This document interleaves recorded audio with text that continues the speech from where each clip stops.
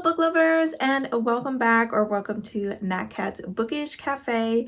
Today I am here to do my second round of These Books Will Self-Destruct.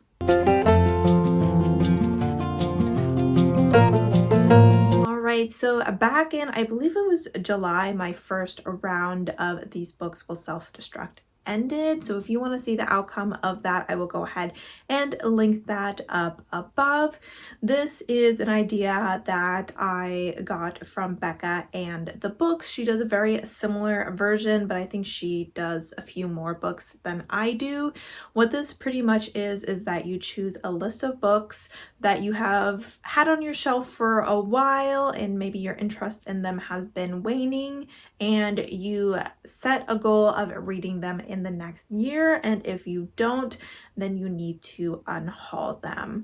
I only choose 6 books for this challenge. I think Becca possibly chooses 12, but in this video I will just be going through the 6 books that I need to read by, I'm gonna go ahead and set it at end of October of 2024. This should be a relatively quick video, so I'm going to go ahead and just jump into the first book. The first book I have is The Trouble with Vampires by Lindsay Sands. Pretty much there was a time where I was buying a lot of mass paperback romances and I just have not made much progress in those, so I decided to put the one that I'm honestly the least interested in on this list to kind of incentivize myself to pick up these books. This one happens to follow a 3,000-year-old vampire, and he, I believe, is hunting another immortal, and while he's doing that he stumbles across a history professor, I believe, yes, and finds that she is his mate. I have to admit, the fact that he's 3,000 years old makes me a little bit nervous. Usually I'm okay with some age gap, but when we're dealing with like someone in their early 20s with someone who's over 100 years old, things get a little weird. And this guy is 3,000 years old. On the bright side, the woman seems to be a professor, so she's probably at least in her 30s, I would hope. But overall, the story just doesn't intrigue me that much. It doesn't seem like anything special, so if I don't get around to it in the next year, I honestly wouldn't be too bummed to unhaul this. Next, we have a book that I am a little bit nervous to put on here, but I think it just has to be done, and that is We Are the Ants by Sean David Hutchinson. This is a queer kind of sci-fi contemporary story, and I feel like I've had a few opportunities to put this on a TBR, but I keep passing it over. It's just not calling to me as strongly as it did when I first got this book.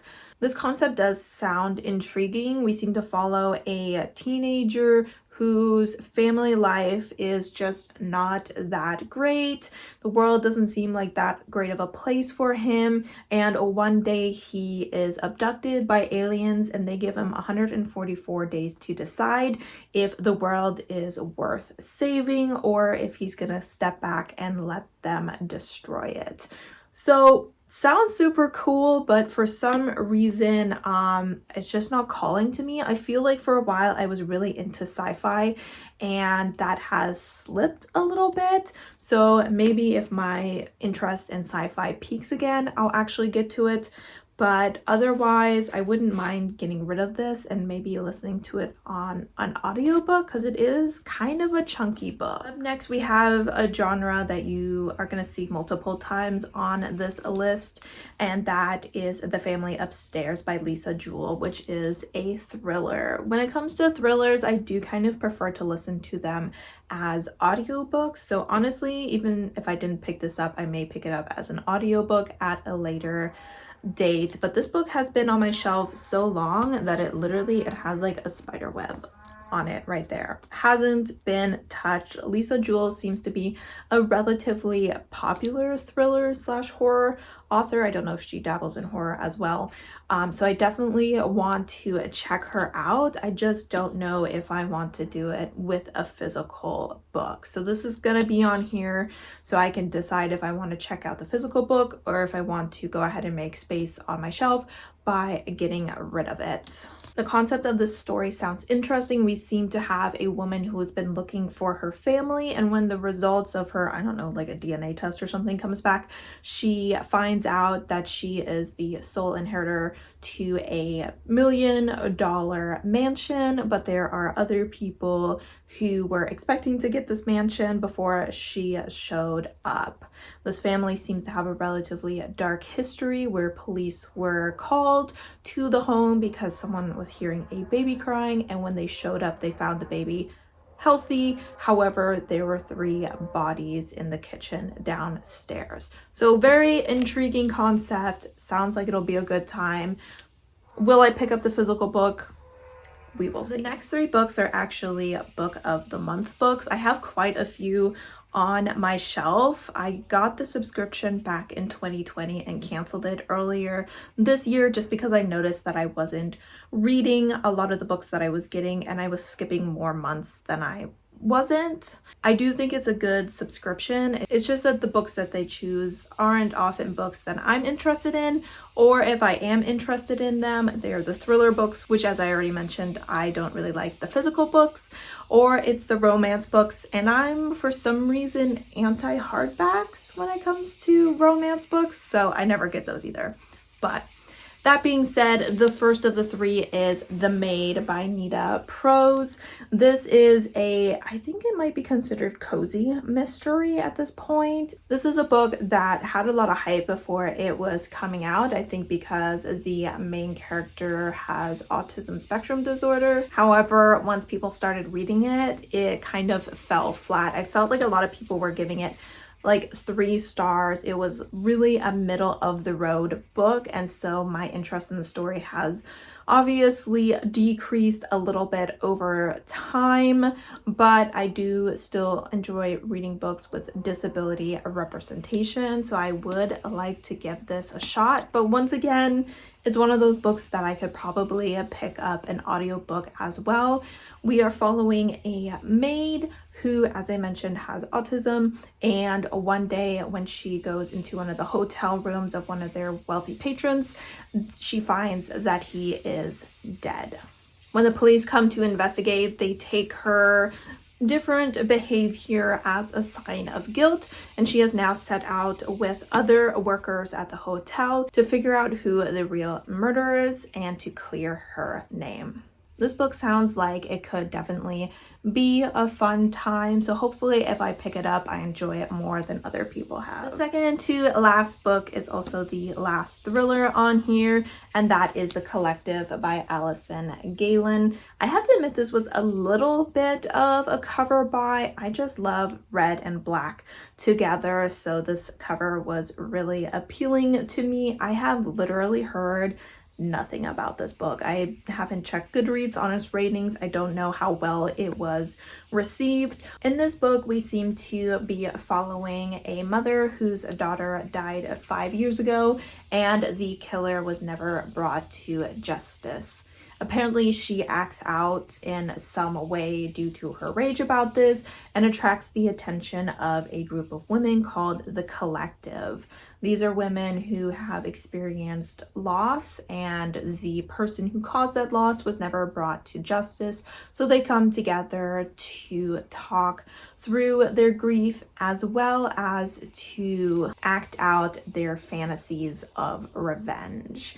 But it seems like soon those fantasies may start creeping into reality and things escalate a bit out of control. Sounds like a really interesting topic to me. I do like reading about grief as well as seeing people brought to justice and people getting their revenge. So it seems like a story I would really enjoy, but once again, I just haven't been reaching for the story at all, and I could see myself being more likely to pick up the audiobook and then the physical book itself. All right, and the last book is a book that is loved and it is hated, and it is also the reason I started getting Book of the Month back in October of 2020, meaning we are going on our 3-year anniversary of this book being on my shelves, and that is The Invisible Life of Addie LaRue by V.E. Schwab. This is an author I have never read from. It seems that doesn't really matter because her writing style seems to be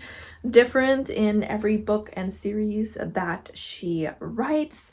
Like I said, this book has a lot of love, but it also has a lot of hate. So it's been very difficult for me to pick up this book just because my interest in it has waned a little bit over the years. It seems that if you enjoy books with beautiful writing, you would like this book, which I do enjoy beautiful writing, but it is not too often that I'm into slow books, and it seems like this is one of those slow books where the writing is the focal point of the story. We seem to be following a young woman called Addie who is supposed to get married to someone she does not want to marry.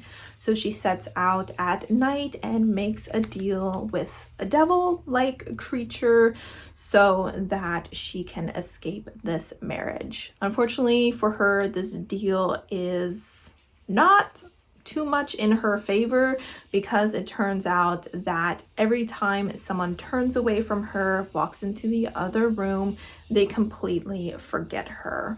The deal also makes her immortal, and so we are following her across the centuries.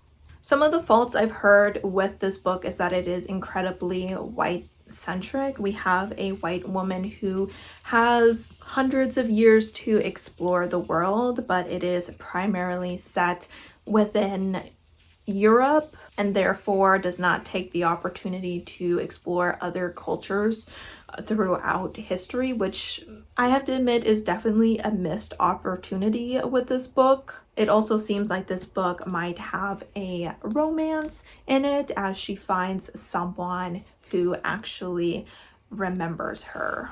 This is one of those books that, like I said, it's been on my TBR for 3 years and I just haven't been gravitating to it for quite a while now. So I really think that it's time for me to either bite the bullet and try it and see if I like it, or to just admit defeat that I'll probably never read this book and just pass it on to someone who will enjoy the story. All right, guys, so these are the 6 books that will self-destruct at the end of October of 2024. Please let me know down below your thoughts, positive or negative, on any of these books, not including spoilers, obviously, so that I can know which books I should definitely try to get to. I'd also be interested to know if you take a part in any challenges like this, and if so, which books are on the chopping block for you. As always, thank you so much for supporting my channel by watching my videos, and I hope to see you next time. Bye!